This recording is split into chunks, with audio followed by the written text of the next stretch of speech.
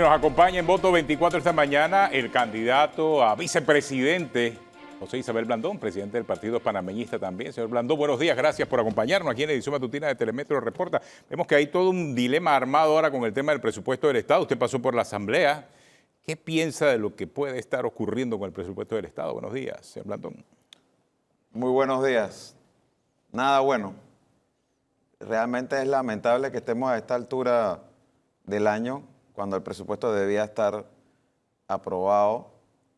Es lo que usualmente ha pasado en los últimos años, que empieza el mes de diciembre con el presupuesto ya aprobado, porque eso le da tiempo al Ministerio de Economía y Finanzas de poner lo que se conoce el presupuesto en línea para que empiece enero, de una vez pudiendo empezar la ejecución del presupuesto. Que estemos a esta fecha y todavía no se haya presentado el documento final del presupuesto a la Asamblea Nacional, no nos augura nada bueno, porque o se aprueba a la carrera, en 3 debates uno detrás del otro, o como lo planteó el diputado Carles hace un momento, no se aprueba, no se vota, y entonces a través de una resolución de gabinete nos imponen sin debate el mismo presupuesto que el gobierno había propuesto, excesivamente inflado, de 32.000 millones de dólares, que lo que busca hacer es permitirle al gobierno en los próximos 6 meses, en medio de un año electoral, poder utilizar la mayor cantidad posible de recursos a través de descentralización paralela, a través de contratos en asamblea, de manera tal de beneficiarse políticamente con los recursos del Estado. ¿Cuál es el mejor o el peor escenario en este tema que usted prevé? ¿Que se convoque o que a sesiones extraordinarias o que simplemente entre en vigencia el proyecto de presupuesto? Mira, yo creo que ahora mismo podemos hablar es de lo menos peor, ¿no?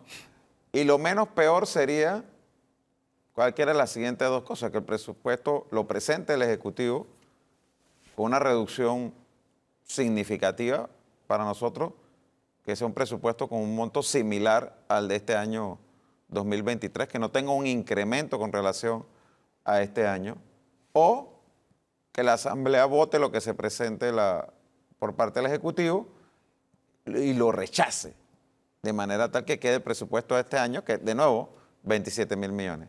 Pero si lo que ellos buscan hacer es que no se vote y quedarse con lo propuesto de 32.000 millones, o le proponen a la Asamblea algo que sea superior a 27.000 millones, eso, cualquiera de esos dos escenarios es malo para el país.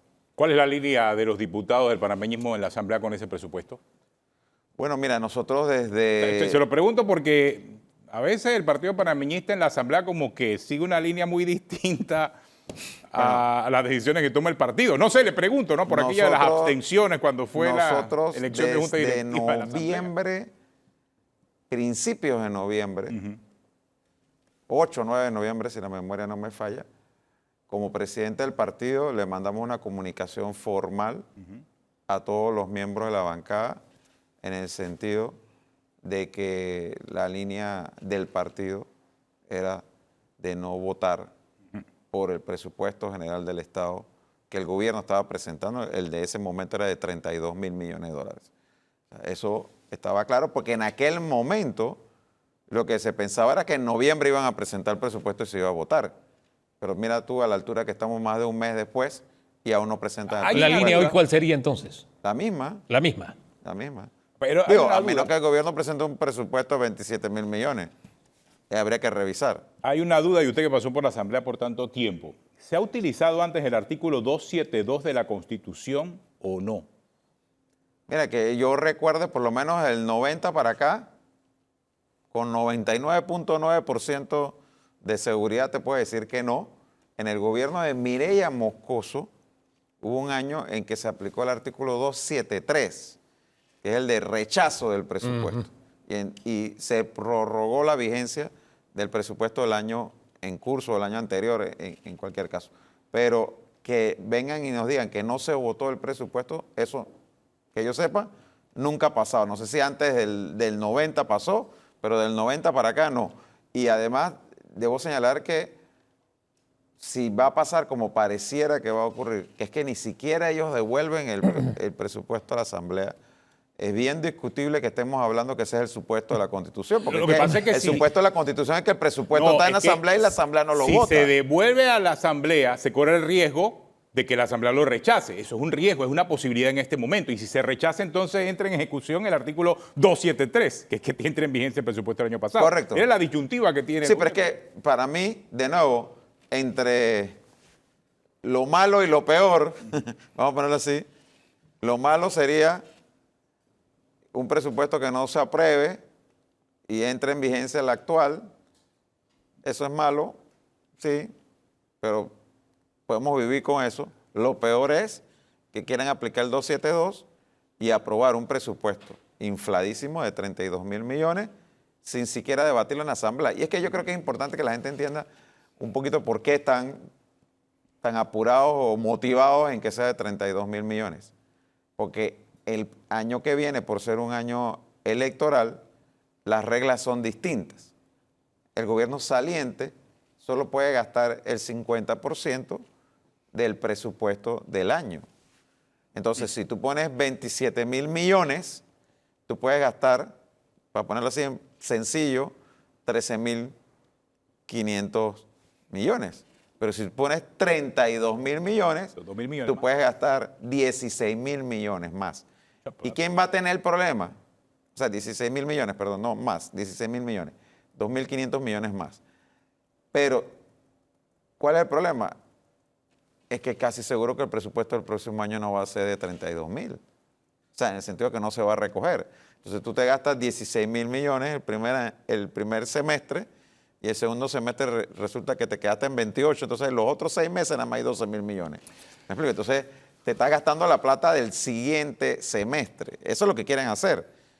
Ellos pueden meter plata en contratos en asamblea, en descentralización paralela, en bonos, bolsa de comida, quién sabe qué otra cosa para buscar votos durante la elección y que el próximo gobierno vea qué va a hacer en los últimos 6 meses del año. Entonces, el anuncio que se hizo a mediados de noviembre fue para bajar un poco la presión que había en ese momento.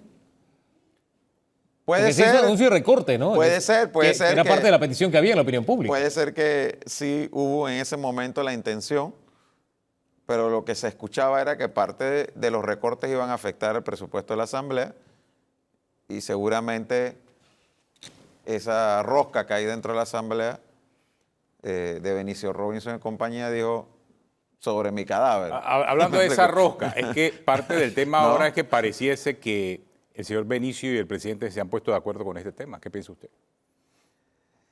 Mira, si el gobierno no presenta, o sea, no convoca sesiones extraordinarias y no presenta un presupuesto a la Asamblea, lo que queda es suponer que hubo un acuerdo. Por supuesto que sí. Es que, ya te digo, lo que yo sí estoy seguro es que aquí nunca ha pasado que el gobierno no presente el presupuesto a la Asamblea. O sea, porque sí, lo presentó, pero eso se devolvió.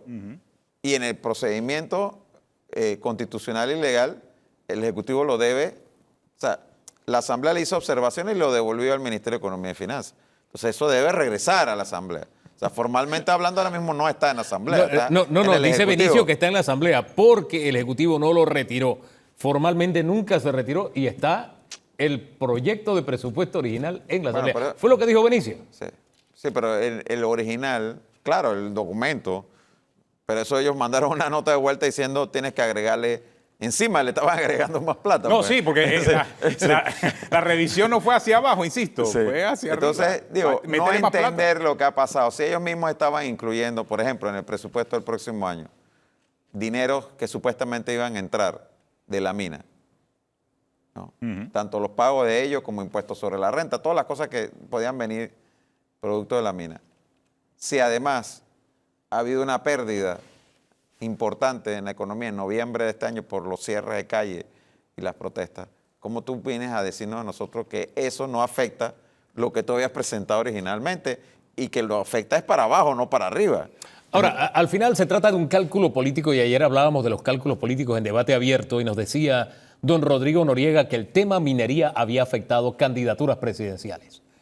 Y él dijo que el principal afectado, sin lugar a dudas, era el candidato oficialista, pero enumeró otros candidatos, enumeró a Ricardo Martinelli, que apoyó el tema minería, y también en ese saco metió a la candidatura del señor Rómulo Rux. ¿Ustedes han hecho el cálculo, han hecho mediciones? ¿El tema minería está afectando la candidatura presidencial de Rómulo Rux o no?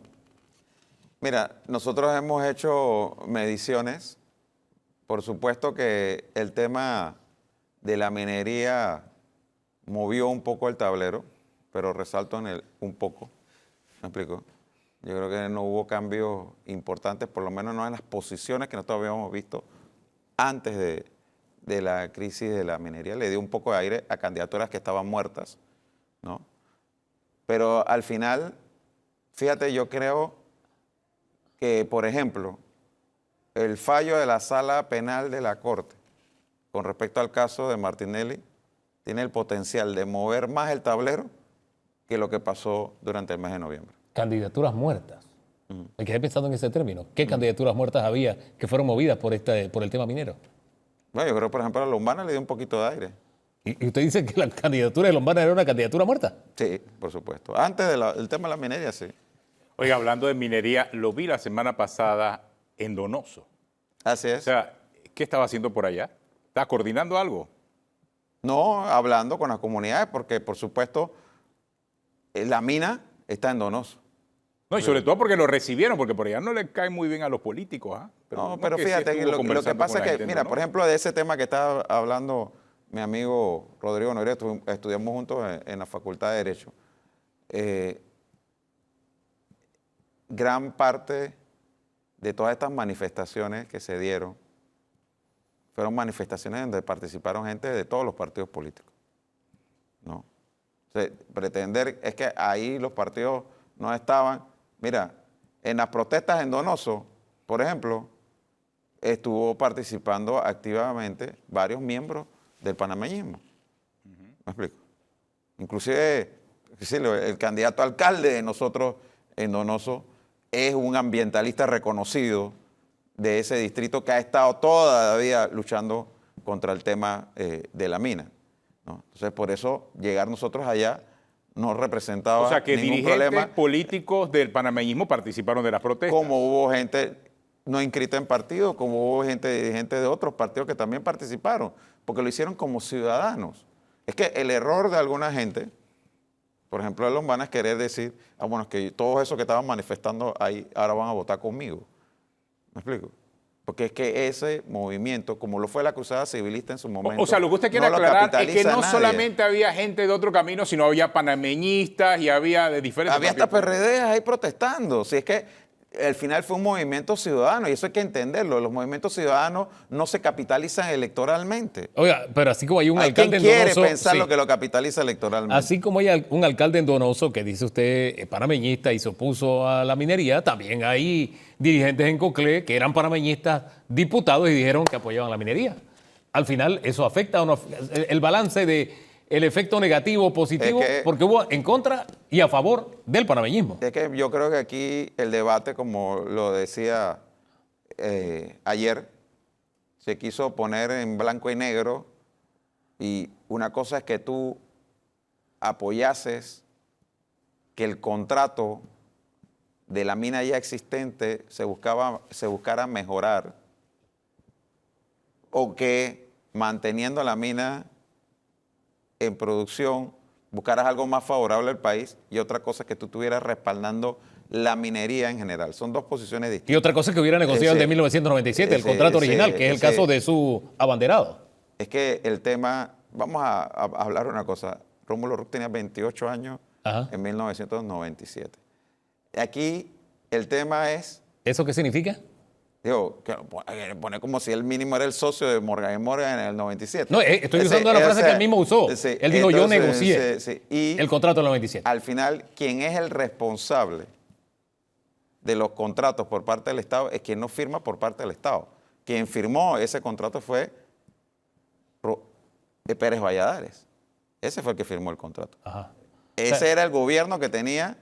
O sea, que Rómulo está en el equipo representa- negociador del otro lado no le afecta en el del sector Mira, de la yo no mina. estoy diciendo que no afecta. Lo que No estoy cuenta. diciendo es que no te descalifica Ah, no, aquí no hemos hablado de No te descalificación. descalifica. Sí, pero es que sí hay gente que quiere hablar de descalificar y hay gente que quiere decir esto significa que ya no tiene ninguna posibilidad de elección. Bueno, vamos No, a esperar aquí el 5 de dijimos mayo. afectó.